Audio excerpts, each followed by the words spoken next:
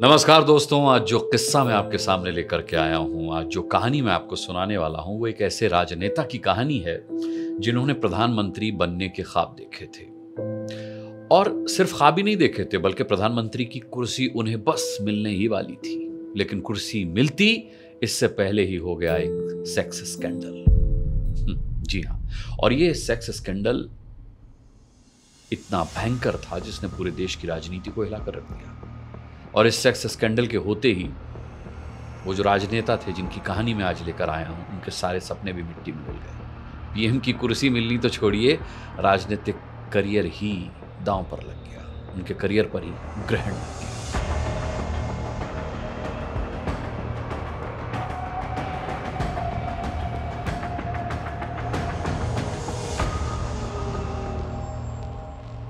देखिए साहब, देश के एक बहुत बड़े नेता उन दिनों प्रधानमंत्री की कुर्सी का इंतजार कर रहे थे। कुर्सी भी बस उनसे 2 कदम की दूरी पर थी, लेकिन कुर्सी मिलती इससे पहले एक सेक्स स्कैंडल सामने आ गया। और इस सेक्स स्कैंडल ने उस राजनेता के पीएम बनने के सपने को चकनाचूर कर दिया। एक सेक्स स्कैंडल और राजनीतिक करियर धड़ाम। यह किस्सा उसी सेक्स स्कैंडल का है जिसने एक राजनेता को प्रधानमंत्री बनते बनते बनने से रोक दिया। प्रधानमंत्री नहीं बनने दिया। 1977 में हिंदुस्तान के मतदाताओं ने जनता पार्टी को केंद्र की बागडोर सौंपी थी। लेकिन साल बीतते बीतते जनता पार्टी में ही कॉन्फ्लिक्ट शुरू हो गए, टकराव शुरू हो गया। तत्कालीन प्रधानमंत्री मोरारजी देसाई थोड़े वीक पड़ने लगे थे, कमजोर पड़ने लगे थे, तो पीएम पद के लिए नाम उठा बाबू जगजीवन राम का। उनके अनुभव और राजनीतिक पकड़ को देखते हुए यह लगभग तय लग रहा था कि सियासत के बाबूजी इस बार बाजी मार ले जाएंगे और प्रधानमंत्री बनेंगे ही बनेंगे। लेकिन तभी हुआ एक सेक्स स्कैंडल जिसने केंद्र की राजनीति को हिलाकर रख दिया और साथ ही हिला दिया जगजीवन राम की उम्मीदों को भी। वो सेक्स स्कैंडल था जनता पार्टी सरकार में रक्षा मंत्री रहे जगजीवन राम के बेटे सुरेश राम का। कैसे कुछ तस्वीरों ने तब एक कद्दावर नेता का करियर खतरे में डाल दिया और कांग्रेस को वापसी की राह दिखाई, इस बारे में जानी मानी पत्रकार और राजनीतिक विश्लेषक नीरजा चौधरी ने अपनी किताब हाउ प्राइम मिनिस्टर्स डिसाइड में विस्तार से लिखा है। मोरारजी देसाई से कड़वाहट के चलते लोक बंधु राजनारायण ने कांग्रेस से हाथ मिला लिया था। कांग्रेस और राजनारायण का मानना था कि मोरारजी देसाई की जगह चौधरी चरण सिंह को पीएम बनना चाहिए था। मगर मोरारजी देसाई के बाद जो सबसे बड़ा नाम पीएम पद के लिए उछल रहा था, वो किसका था? वो था बाबू जगजीवन राम का। और अगर चौधरी चरण सिंह को पीएम बनाना था तो वो तभी मुमकिन था, तभी संभव होता जब बाबू जगजीवन राम को हाशिए पर लाया जाता, नहीं किनारे पर लगाया जाता। आखिरकार राजनारायण को यह करने का मौका भी मिला। 1978 में 1978 में 21 अगस्त की बात है ये। दिल्ली के बाहर मोहन नगर में मोहन मिकिन प्लांट के गेट के सामने एक मर्सिडीज का एक्सीडेंट हुआ। कार ने एक शख्स को टक्कर मार दी और जिस शख्स को कार ने टक्कर मारी उसकी मौके पर ही मौत हो गई। अंदर सवार थे जगजीवन राम के बेटे सुरेश राम और उनके साथ थी एक कम उम्र की लड़की।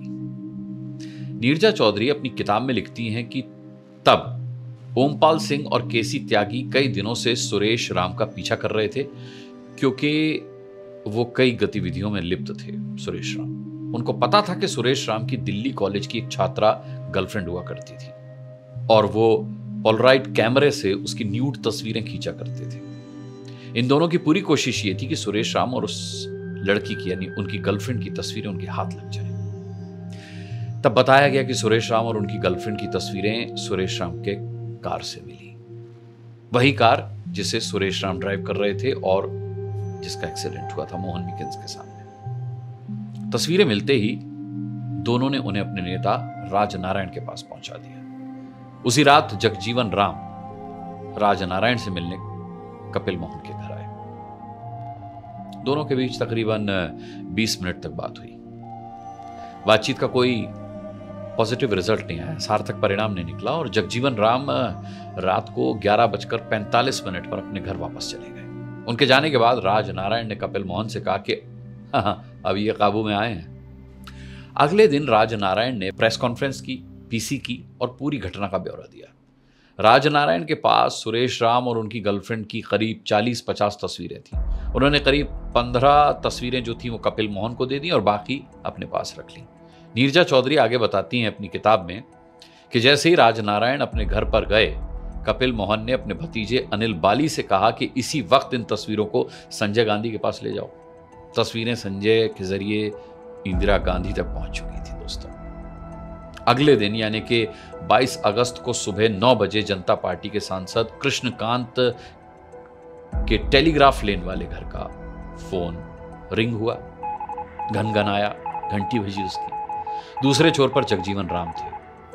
फोन रखते ही उन्होंने अपने परिवार वालों से कहा कि एक और बेटे ने अपने बाप को खत्म कर दिया, डुबो दिया।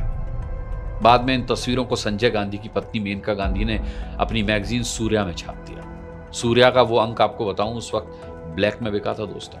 और जगजीवन राम की भारत का प्रधानमंत्री बनने की ख्वाहिश इसी के साथ हमेशा हमेशा के लिए दी एंड हो गई थी। दोस्तों, अब द बिग बेंच पर बैठकर सोचने वाली बात तो यह है कि उस दौर में बेटे की करतूत के चलते बाप का करियर बर्बाद हो गया था, है ना। पूरा किस्सा आपने सुना ही। और आज क्या होता है? आज के दौर में तो नेता भी कांड करते हैं। उनका कोई कांड सामने आ जाए तो भी वो ढिठाई से अपने पद पर डटे रहते हैं। किसी में इतनी भी नैतिकता नहीं होती कि नैतिकता के आधार पर इस्तीफा ही दे दिया जाए, चाहे जनता कितना भी इस्तीफा मांगे।